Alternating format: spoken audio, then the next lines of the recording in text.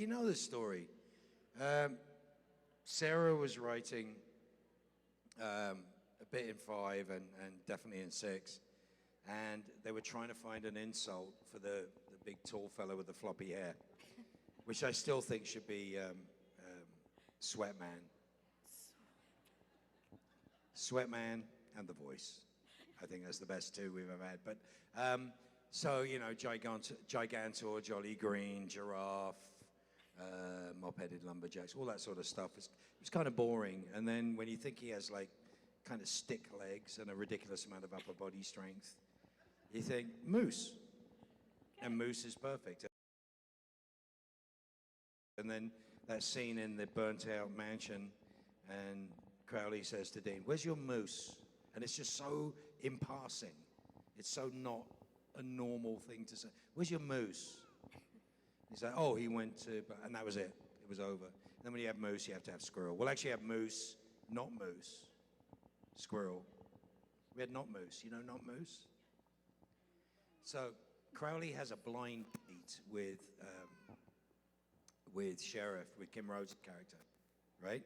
Which is the most... My Sheriff Mills? Yes. You don't know what happens.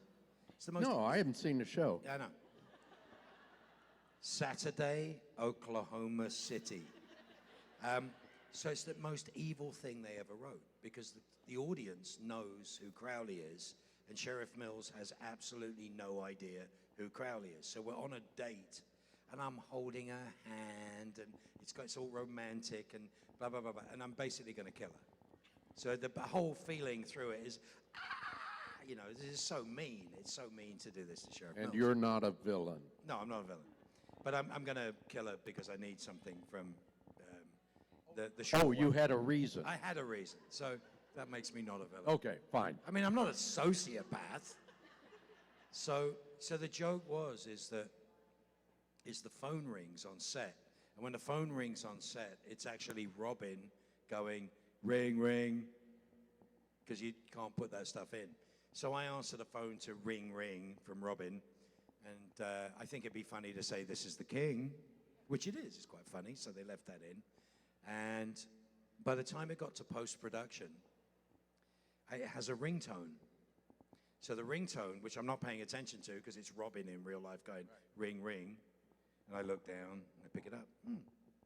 This is the king. Is, "I like big butts and I cannot lie." But I'm paying no attention to it because it seems to be totally normal because of course that's not what I hear. And I look, as I glance down, they did an insert shot, and the insert shot is the phone with the words "not moose" written on it. So that's where that stuck. So yeah. So you didn't know about that date? Didn't know I about was basically choking her with a hex bag. It was mean. I haven't got there yet. Oh, you have to watch it. It's great. I'm only on season 8. Oh, no, this is earlier. Liar. Thank you. I don't know if that answered anything remotely near your question, but thank you. Saturday. It was great. Okay, but the question is, if I like big butts, can the King of Hell get down? What do you think? I think he can get pretty funky. Can the King of Hell get down? Yeah. And do you like big butts? For years, there's always been these two schools of thought about body image, right? Being dead serious. And, oh, I love you with all my heart. Thank you, Mary. About body image. And there are certain things about shape and size which, if you own it, you own it. And I've always found that the Supernatural family is a great place to own difference and true normalcy, and not sort of Kardashian era trying to make everybody look the same, sort of ridiculous skinniness. It doesn't happen. So if there's ever anywhere to have "I like big butts and I cannot lie," it's a Supernatural convention. I mean, I'm serious. It's like, it's the idea of not living in an artificial concept of reality, but celebrating the fact that we're of all different shapes and sizes and love every minute of it. Absolutely. There you go. Yeah. Thank you. What do you want? you.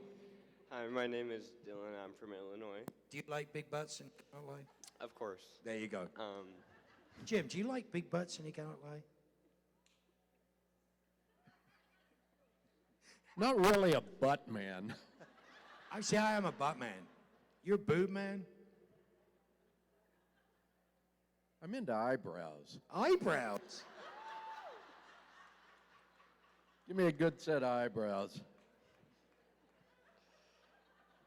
Not yours. Oh. My question was a little bit for both of you. I wanted to know if, Jim, you ever got sick of saying the word idjit, and if you ever got sick of hearing him say idjit. Well, I'll tell you, the first time idjit showed up in the script, I said, what the hell is this? I don't want to say this. This is stupid. And they said, we're holding your check. And I said, idjit, idjit, idjit. And it kind of grew on me, mainly when I started showing up places and people had it on their shirts. I thought, that's pretty cool. I wish I had trademarked it. Yeah. And so no, I started out sick of it, and then I got to like it. So, you know, hello, idiots. Don't you think it's weird that when something is written in the creative process, so you've got writers who know your character and like your character and profess to like your character, and then they write you stuff and you read it and you're like, I'm not sure that you quite get where I'm coming from, but I can sort of see what you're trying to do. And then you sort of have to take on. Yeah. Yeah, well, you have to make it your own, even though it's been imposed on you. Was balls imposed on you? Or Yeah. It was? Same thing. I was like, I don't want to say that. That's stupid. It's so cool. Yeah. Tell you, one of the funniest moments I've ever had on set was I was walking past a little mock-up of Weekend at Bobby's, and there was a window, little small window, and Jim was falling through the window. And I didn't see him fall through the window, but I heard the word balls as he fell through, and I was like, oh, that's so perfect. It is perfect description of what happens when you're squeezing sideways through a window. It's good. Thank you. Thank you. Hello. Hi. My question is for Jim. I actually came to the Supernatural fandom a little bit late, so I actually saw you in Crimson Peak before I saw you in anything else. So I managed Thank you. Imagine the cognitive dissonance. I was wondering, actually, my question is, how did you find working with Guillermo del Toro?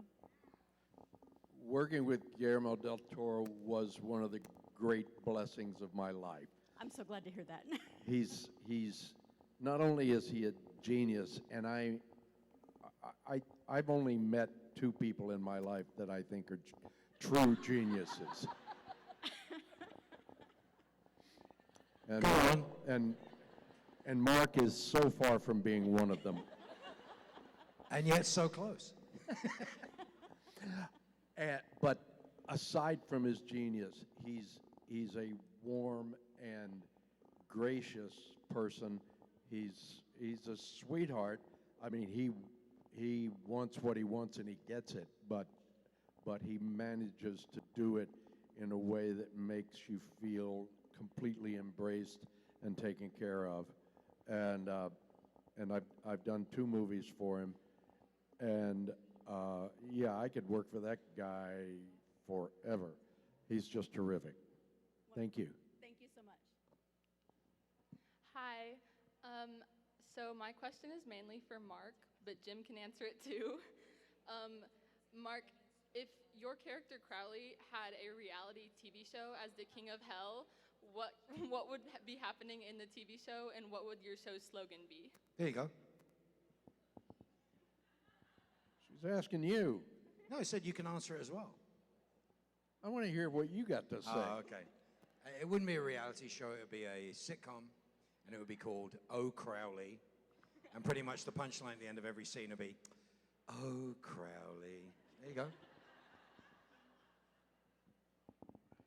So that you were right about one thing. That's not a reality show. No. No.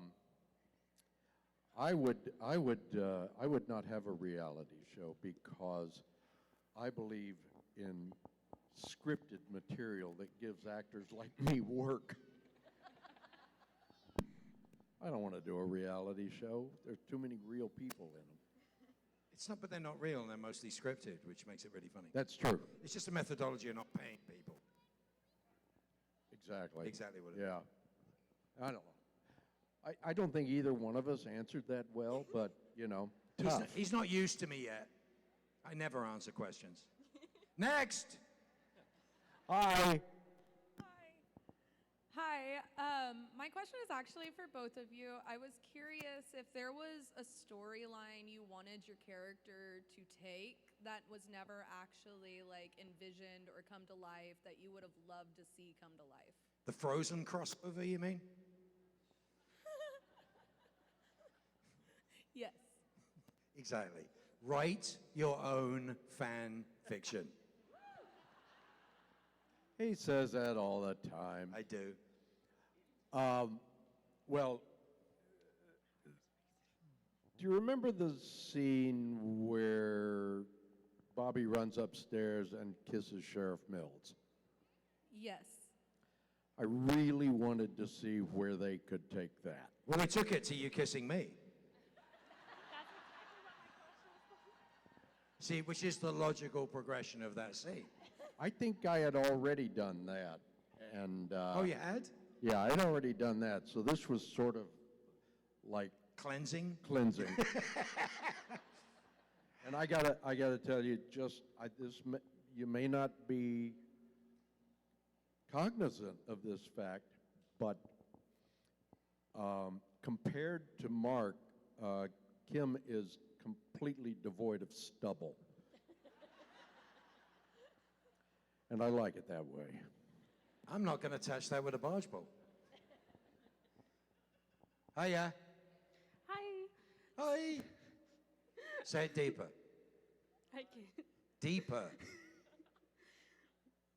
Hi. No, deeper. That's exactly the same. Deeper. Hi. Try this. Hello, boys. Cheap shot. I'm sorry, I'm not you. I can't do that so perfectly.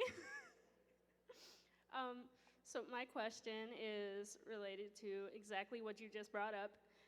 What was going through both of your minds when y'all had to kiss? There's a paycheck, there's a paycheck, there's a paycheck.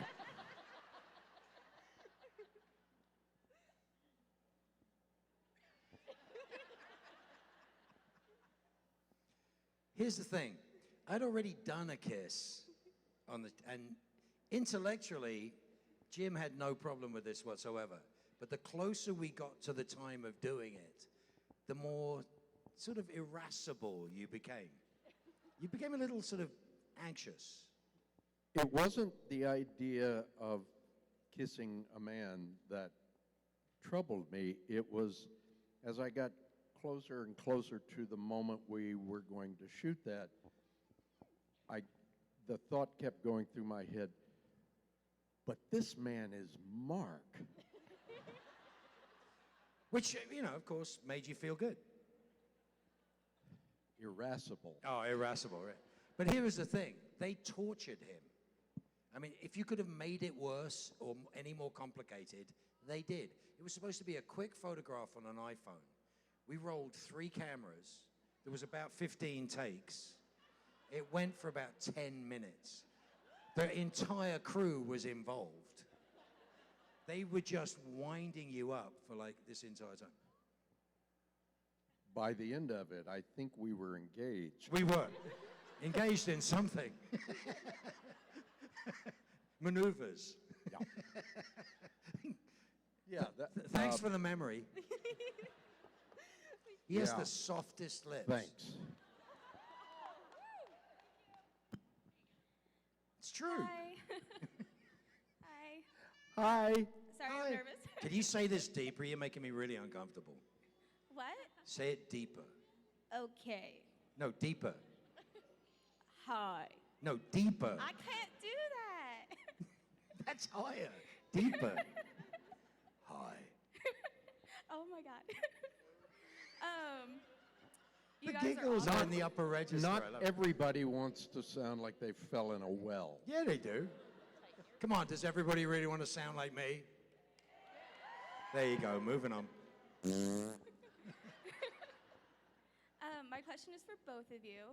If you guys could choose one catchphrase or a line from either one of your characters that you absolutely love, what would it be? Balls.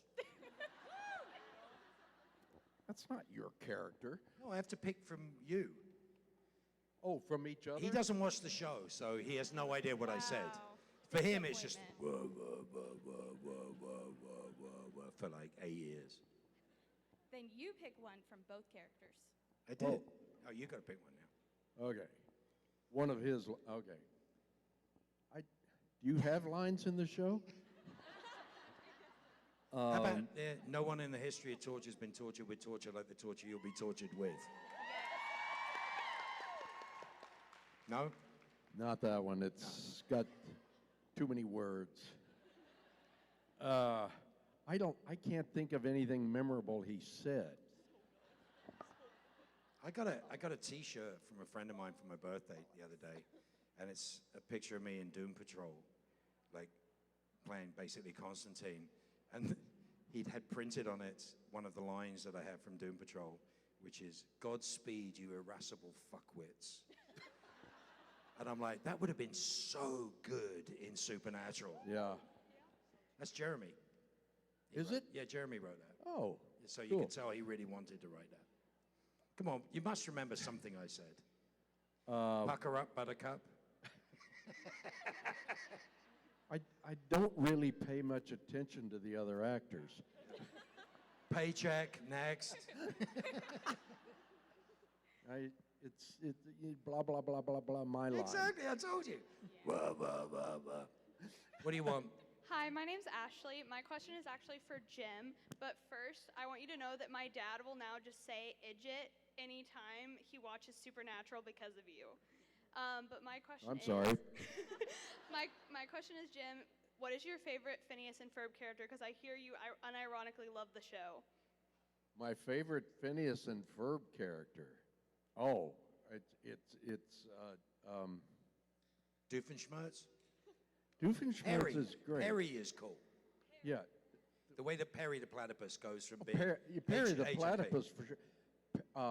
But you know how when you're opening up Netflix and Amazon Prime and they've got your name and a little logo. I forget whether it's Hulu or something, but yeah, it's Hulu. I think my avatar for my name is Doofenshmirtz's It is? picture. Yeah. So, but I love Perry. Perry's I love Perry wonderful. the platypus. But it's the dorky drawing of blink, blink, and then suddenly changing it to Agent P. Always had me in hysterics. I always thought it was good. Doofenshmirtz He's probably one of my favorite platypus actors. of all the platypus Of all actors. the platypus Yeah. actors. Thank you. Thank you. Great show. Great show. Hello, boys. What? Hello, boys. Hello, boys. It's the same note, just mumbled, which is kind of explains Castiel. So this is Same note, mumbled. more for Mark, but Jim, you can answer too. Because you both have such low voices, would you ever consider to narrate audiobooks, especially spicy romance? No, because I speak in a spectrum that you can't even hear on an audio tape. It is so low that it doesn't work. Hello, girl. He reads them to me all the time, but that's fine. Well, I've actually narrated several audiobooks, including my own book, and but I haven't done any spicy romance You should novels. have me do it. People don't want to throw up while they're reading romance. I don't think they do. Yeah. But yeah, I've done a few. So No spicy romance books? no, I did a book about the building of the Golden Gate Bridge. That's about as spicy as I got. No, The no, town no, red. that's not true. That's not true. That's not the spiciest? No, I did a series of books that for some reason I can't remember the name of, but Debbie Does Dallas. no, it was not. It was Debbie Does Norman. But this was a series of fantasy, sort of supernaturally books. But I had this one line, if I can remember it, and then Freddie the Were-Possum exploded in a shower of gore. Yeah, that's kind of spicy. I had to record that like 8 times because I couldn't get through it. That's a great line. Somewhere I've got a tape of me going, and then Freddie the Were-Possum exploded in a shower. That is definitely a T-shirt. Yeah. Freddie So- the Were-Possum. I don't know if it was Freddie. It might have been It's good. Samantha, but Samantha the it Were-Possum. was, yeah. So they're out there if you want to listen to them. The things you learn. Right. Hi. So I love the wind up. yeah, 2-minute wind up. Really needed to get into it. But my friend Ashley actually inspired me with this question. So if Supernatural and Phineas and Ferb had a crossover episode, what do you think that would look like? Supernatural. Platypus balls. Oh, platypus balls. Like that. What was the sister's name in Phineas and Ferb? Candace. That poor girl. I mean, you want to talk about people need to be believed. I mean, that is just abusive. She never, ever gets to rat him out. Yeah, I just saw one where she turned nice for a minute. It was disconcerting. Oh, is that because she had some guy she was interested in? Yeah. Yeah, that's usually Yeah. what it is. I know more about Phineas and Ferb than I do Supernatural. That's just weird. Kind of me too. Triangle head. Thank you. You're welcome. Thank you. Lower. Thank you. Thank you. It's the same pitch. It never changes. They just like mumble it and think it's an octave lower. Hi. Hello, girl. Hi. How you doing? I know it was a long time ago, but Oh, Jesus. Mark, do you remember any good memories from your episode of The X-Files? A long time ago? I mean, I was alive too. It's okay. It's not that long ago. It's 1993. 32 years ago? Yeah, pretty much. Some of these people haven't seen 32 yet. Yeah, that's true. Yeah, it was fun. I enjoyed it. I mean, you know I did all the fire stunts, except for the full body burn at the end, which you would not be allowed to do anymore.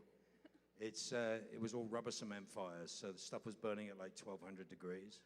It's kind of fun. But I remember the stunt coordinator, Ken, came up to me from Stunts Canada, and he said, I have a video to show you. I'm like, okay. And he shows a picture of himself with his arm on fire. And I'm like, yeah. He goes, well, we were thinking that you might want to do this. I said, well, that's why I signed up for it.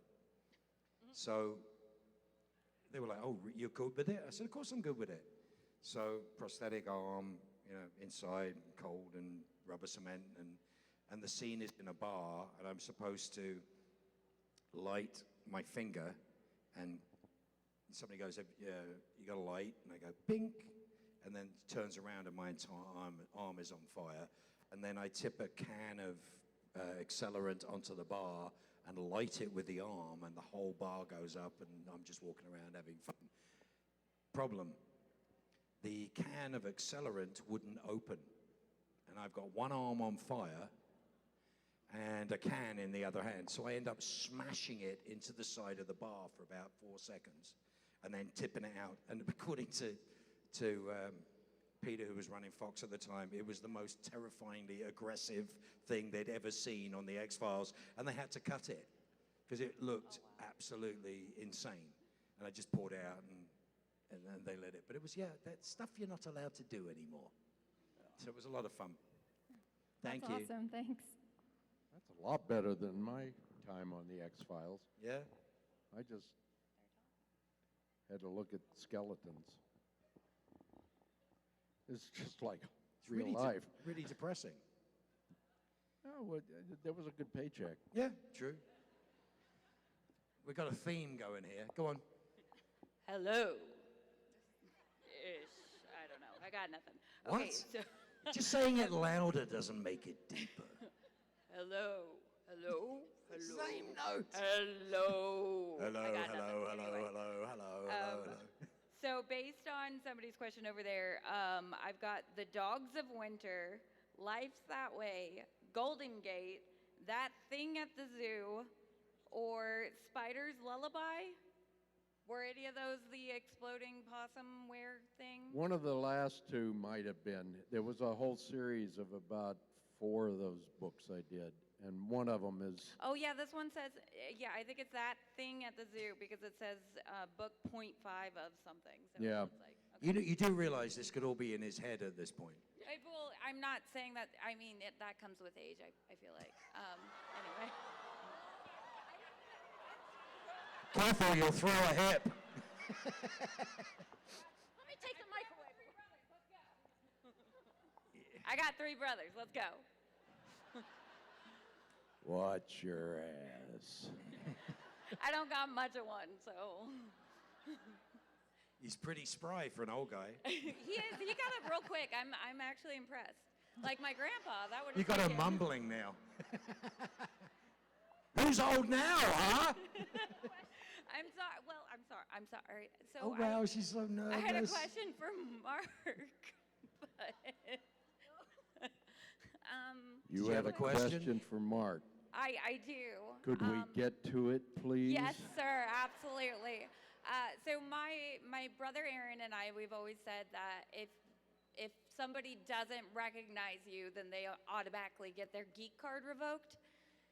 So like that being said, of all the like cameos and full-on like series and stuff you've done in, the fantasy universe, like what has been your favorite show and what's been your favorite cameo? My dad was doing an episode of NCIS. And I got a phone call from Mark Harmon, who I don't know. And he's like, it's Mark Harmon. I'm like, hi, what can I do for you? And he's like, will you come and do your dad's flashbacks in the episode? I was like, sure. So I worked on NCIS for about a week and a half to do 30 seconds of video with Jimmy Whitmore Jr. directing. And that's like my favorite cameo. And you literally see me in old video footage. And I've not got any credit on it as well, so it was kind of fun. So there are some things I did where I would take my name off it for the surprise factor. But put it this way, the stuff you guys like tends to be the stuff I like doing. So yeah, my favorite was Firefly. Well, that's not a cameo. Well, I know it wasn't a cameo. Okay. That was the role that Joss my Whedon. favorite role. That was the role that Joss Whedon wrote for himself that he was too shit an actor to do. I did not know that. Seriously. That's wonderful. Yeah, it's fun. What do you want? And who the hell did you come as? It's for the costume contest, so. What? As what? Columbo? So my question is actually for both of y'all. I love how they ignore it. Kind of like Castiel. Well, what do you want me to say? I don't know, dress better? You know why they do you could. No, but you know why they do this? It's a $20 costume. I mean, you can go to any thrift store, get yourself a dirty old man Mac. It's like, oh, God, it's ridiculous. Ah! Why That's is he scary. popular? That's scary. That's dressing up. That ain't bad. Yeah, it's pretty damn good. Yeah. Fair Anyway. good. Hello, darling. What can we do for you? My name is Riley, and I asked Misha the same question. Well, you're using recycled questions now? I haven't asked it to y'all yet. My question is, what's something that other people typically value that you don't? Misha. I walked right into that one, I will admit. On the show or just in the regular world? Regular world. Somebody told me the other day that they think I'm the only person in the world that doesn't like asparagus. I love asparagus. White asparagus is even better. Snot sticks. You've been eating bad asparagus. Good asparagus is really good. That's a question and answer that's going to go down in history. What about you? Hey. Hey, hi. Me? I answered. You did? Yeah, Misha. Who? What the other people appreciate that I don't? Misha. Okay. There you go. What? Oh, okay. Thank you. Thank you. Jim's still talking. Oh, sorry. Hi. What? Hi. My question's for Jim. I know. I'm sorry. I dressed for you though, Mark. Okay. In what way? You know, true. Very true. To give you nightmares. Exactly. Question. No, Jim. Not that you're much older than the boys, but you're. You know. Hold on, he doesn't have long. Hurry up. How much of the dad persona came through being, like in front of camera, being up there and being Bobby? Whoa, I missed the question part of the question. How much of your dad persona came through being Bobby? Oh, my personal position as a father, how much did that come through? Hardly at all. My child is nice. I had none of the problems with my daughter that that Bobby has with his surrogate sons. Yeah, not much. Here's the funny thing. I was just thinking about this, that all of the fatherly stuff that Bobby says and does in the show often is when he's talking to other people, like in Death's Door, where he's telling his own father off. I don't remember a whole lot of fatherly stuff that Bobby does with the boys that they would think was fatherly. I think they just thought of me as the grumpy old guy who had all the answers. So, but yeah, no, my own parenting skills, they didn't come into play at all with those. Who played Sam and Dean? I don't know. Anyway, the actors that played them, I don't know. That's a great answer, isn't it? It was an honest answer. Well done. Thank you. Hey. Hi, Mr. I have a question for Mr. Beaver. The other person who just asked you the question kind of blends into this one. Since you didn't really compare with yourself, meaning as a father figure, how difficult was it to keep up the acting in Supernatural for 69 episodes, and the 1 episode or 2 episodes of Breaking Bad you had to do as Lawson, because he came in the 4th season of Breaking Bad, but by that time Breaking Bad was already, a humongous success. So how difficult was it compared to keeping up with, as Bobby and being Lawson for like 2 or 3 episodes? He's basically inferring that you can't act as more than one character at any point. Well, that's true. No. Well, I'll tell you, doing Breaking Bad, especially my first episode of Breaking Bad, was a really interesting experience connected with Supernatural, because we were shooting the episode, and then there were none. And everybody on the show was sick. I almost ended up in the hospital with pneumonia. Everybody was sick. People were missing. Serge missed a couple of days. Jensen was sick. Misha was sick. Everybody was sick except Jared, that bastard.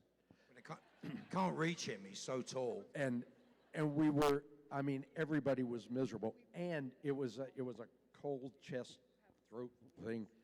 And my voice was kind of like this. Well, I got a call to come do Breaking Bad. Well, I was shooting Supernatural. And so they said, if you'll fly down from Vancouver to Albuquerque on Saturday, we'll shoot you on Sunday and fly you back that night so you can get back to Supernatural. So I flew down there. I did the episode, but my voice was kind of like this. And I thought, well, okay, this is kind of an interesting thing for this one episode. And then I ended up continuing to play the character, but I wasn't sick anymore. And I was like, oh, God, how do I do that sound that I couldn't help doing the first time? So, yeah, when you see when you see And Then There Were None, just realize, A, everybody on that show was sick. B, right in the middle of it, I went off and did some other show that nobody ever heard of. Thank you. I love what they did in Princess Bride, where Mel Smith was playing the torturer. And there's this wonderful moment where he's like, so, as I said, so that's all you have to, if you can't voice match yourself, you just go, so, as I was saying, it works perfectly. Hi. Hello. It's so high. Hello. I think that's the best I got. Me too. My question is if Jensen and Jared ever played a prank on either of you, and if they did, what was the best one? Who? I'm a grown-up, I sue. Jared wrote something on the back of my car once, to which my response was, if you scratch my paint, it's going to cost you 10 grand to paint it. He was like, sorry. That's it. I mean, it's like, they just didn't. Him, they tried. Well, in a bed, whenever you're in a bed. It wasn't exactly what I would define as a prank, but, and I've said this, I've told this many, many times, but anytime you ever see Bobby in a bed, Jared is standing at the end of the bed twisting my toes, even in my death scene. Yeah, they're mean. Me? They left me alone. Yeah, that's pretty much We it. got time for one more? Sure? Yeah. Who's Hi. buying? Hi. I was wondering if you could have taken something from the set, what you would have taken. Several of those Impalas. They don't go around corners. I hate them. No, but they sell well. They do so well. They do. I'll tell you what. Joy, love, companionship, family, all the wonderful things that I got as a result. Herpes. No, that's you. Speak for yourself, sunshine. I wasn't that intimate. Seriously, the fact that we did a show, we had no idea that it would ever have the longevity that it's had, let alone having the idea that any of this would happen, which is the most magical thing, that we're still talking about it 5 years after it's gone. New people coming to see it and being part of this. It's a phenomenon. It's an amazing thing. That's what I took from the set. Yeah. You know, and we thank you for it. Without you, there'd be none of this. So we really appreciate you guys. Bummer Summer, idiot. Ladies and gentlemen, Jim Beaver and Mark Sheppard. All right.